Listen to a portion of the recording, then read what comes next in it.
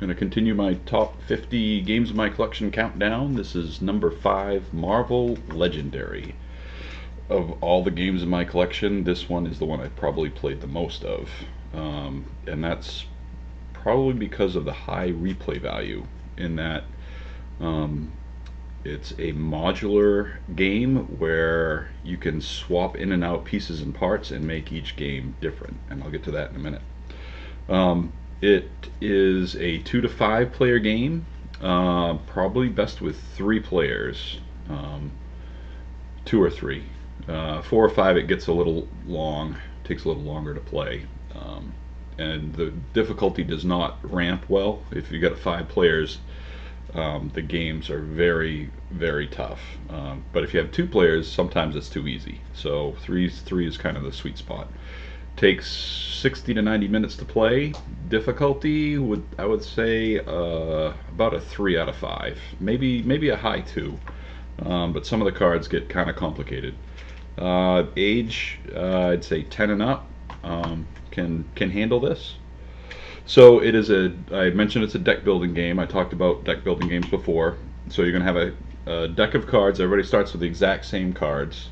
The way to think of Legendary, it's set in the Marvel universe, and not just the cinematic one. This is the comic one, so it has the X-Men and the Avengers and the Fantastic Four, and the Guardians of the Galaxy and all those guys and gals.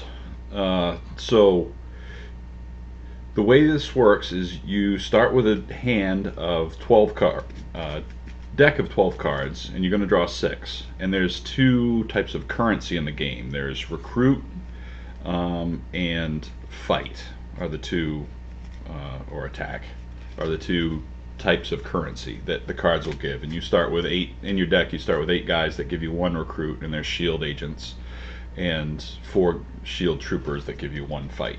And all the superheroes that you will recruit as you go along will give you much more.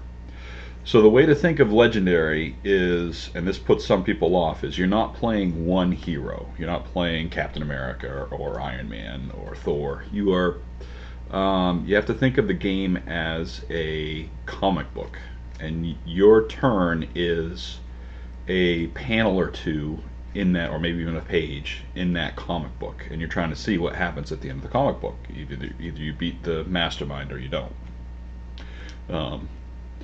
So the setup of the game is you're going to build a hero deck of 5 superheroes. In the base box, there's 18 different heroes.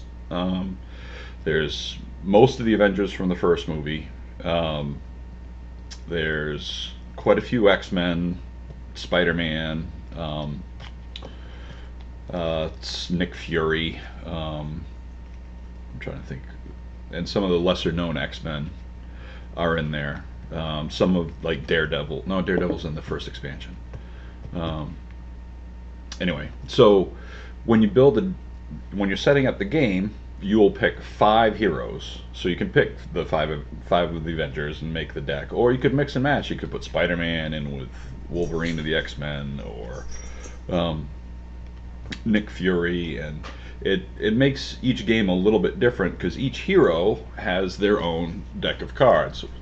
They have 14 cards, and there's 4 different types of cards. There's 1 rare, which is a really powerful one, and then there's 3 uncommon cards, and then there's 5 of one common and 5 of another. So this is the Captain America deck, and the Hawkeye and the Black Widow, and you shuffle those all together and you make a hero deck, and you deal 5 of those out, and that's your headquarters that you can recruit from. The city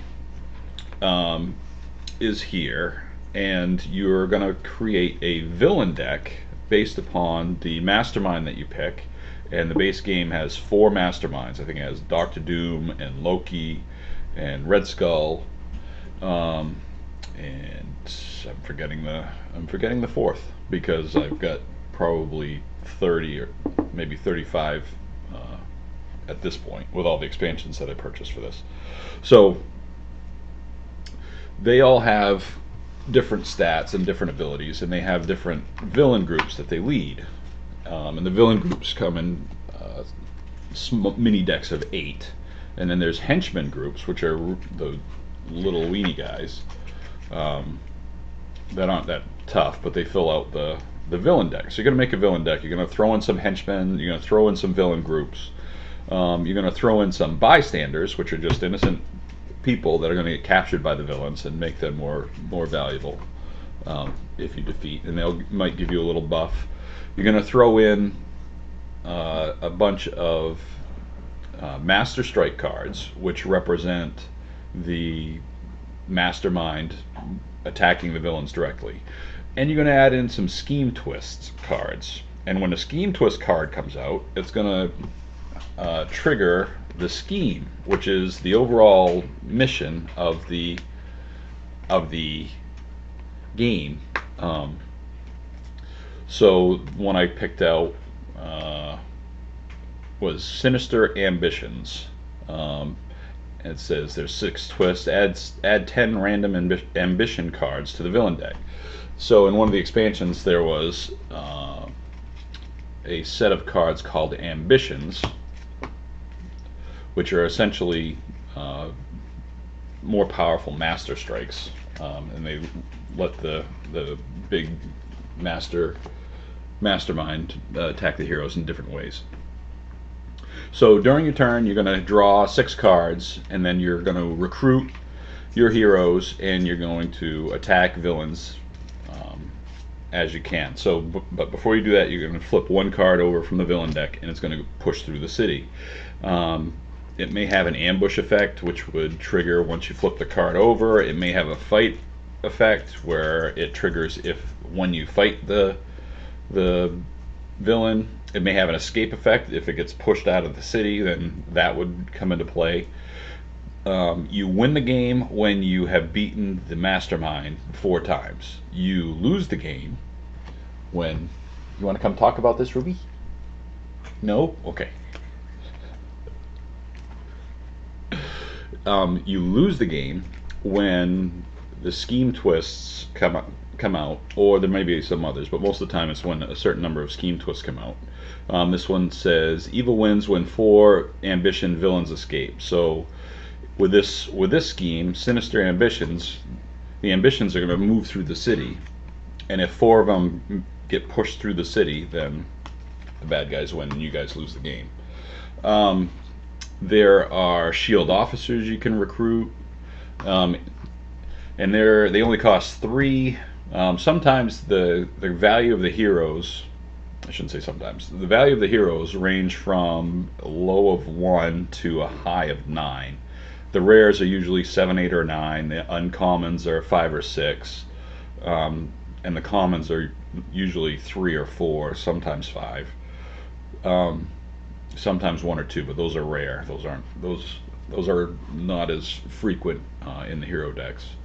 Although the Spider-Man deck is all to recruit, and his whole thing is reveal the next card on your deck. If it's 2 or less, draw it. So you can cycle through the Spider-Man cards really quick. Yeah, so I've played this game probably 150 times.